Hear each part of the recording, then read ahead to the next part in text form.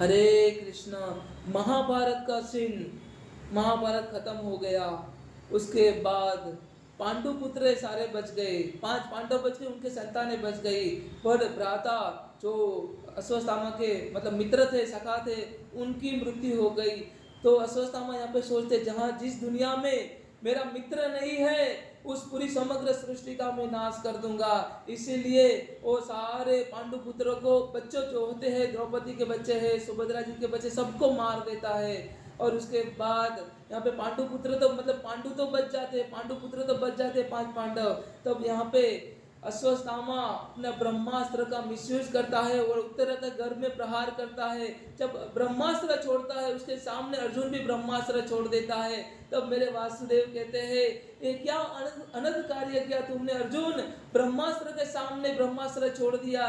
दोनों दिव्यास्त्र टकराएंगे तो पूरी सृष्टि का नाश हो जाएगा, धर्म अधर्म का नाश हो जाएगा। पर इसीलिए इमीडिएटली तुम अपने ब्रह्मास्त्र को वापस बुलाने का प्रयास करो, वापस बुलाओ। यहाँ पे अर्जुन अपने ब्रह्मास्त्र को वापस बुला लेता है। बट मतलब जो अश्वत्थामा है, जो दुर्योधन का मित्र है, वो ब्रह्मास्त्र को वापस बुला नहीं पाता है, क्योंकि अश्वत्थामा के पास वो सामर्थ्य ही नहीं था कि ब्रह्मास्त्र को वापस बुलाने का, उसके पास वो ज्ञान ही नहीं था। इसलिए ब्रह्मास्त्र जाता है और उत्तरा के गर्भ के ऊपर प्रहार करता है। जो महाराज परीक्षित उत्तरा के गर्भ में जो पल रहे थे, उनका नाश हो जाता है। इसीलिए भगवान कहते हैं, मेरे आराध्य, परीक्षित नाम इसीलिए दिया था क्योंकि भगवान ने, ईश्वर ने उस बालक की परीक्षा उसकी माता के गर्भ में से ले ली है। इसीलिए ये बालक परीक्षित नाम से जाना जाएगा। भगवान कृष्ण मेरे आराध्य अश्वत्थामा को श्राप देते हैं कि तुम्हें मृत्यु का भय नहीं है ना अश्वत्थामा, ये जो तुमने पाप किया है वो सबसे बड़ा घनघोर पाप है। तुमसे रावण, हिरण्यकश्यप और दुर्योधन से भी अधिक दंड तुम्हें मिलेगा।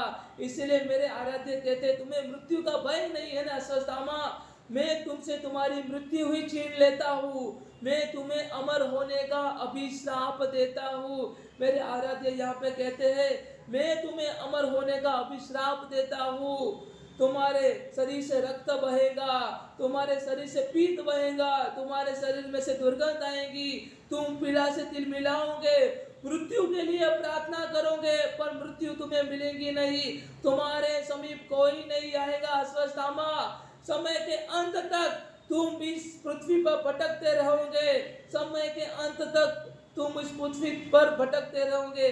आज भी ऐसा कहा जाता है, अश्वत्थामा इस पृथ्वी पर भटक रहे हैं और कल की मेरे आराध्य का 10वां अवतार उनका वेट कर रहे ताकि उनको मुक्ति मिले और वो अपने जो देवलोक की ओर प्रयाण करे।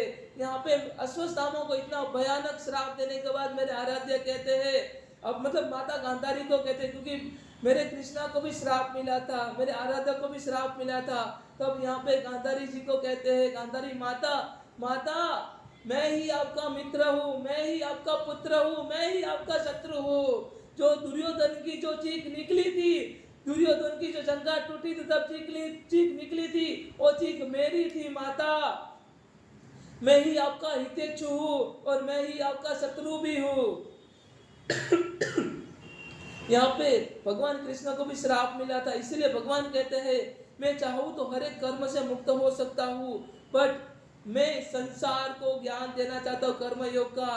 अगर मैं अगर कर्म से मुक्त होने लगूं, मैं लोगों को नहीं दिखाऊंगा कि मैं कर्म से मतलब परित हूँ, तो लोग कर्म के ऊपर बिलीव नहीं करेंगे। क्योंकि यहाँ पे कहते हैं, यद यद आचरति श्रेष्ठ तद तद इवर्त जनाः स एत प्रमाणम कुरु लोकस तद अनुवर्तते। लोको उसी मार्ग पे चलते हैं जो श्रेष्ठ लोग का आचरण लोग सामान्य लोग करते हैं, जो पंथ वो तैयार करते हैं उसी पंथ के ऊपर चलते हैं। इसीलिए मैं एक जनरल स्टैंडर्ड सेट करने के लिए मैं ही कर्म का भागीदार बन, मतलब कर्म मैं कर रहा हूँ उसी को मुझे ही भोगना है। यहाँ पे मेरे आराध्य मेरे केशव कहते, इसीलिए जब राम अवतार थे मेरे आराध्य, तब उन्होंने सुग्रीव के भाई वाली का वध किया था। वही वाली मतलब कृष्ण अवतार में बलि नाम से मतलब आया और वही भगवान कृष्ण के पैर में तीर मारा। तो वही सारा चीजें था कि भगवान कृष्ण ने कहते हैं, मैं किसी भी कर्म से परे नहीं हूँ, मैं समाज को शिक्षा दिलाने के लिए मैं कर्म का भुगता हूँ, कर्म फल भुगतता हूँ। हरे कृष्णा, जय श्री राधे।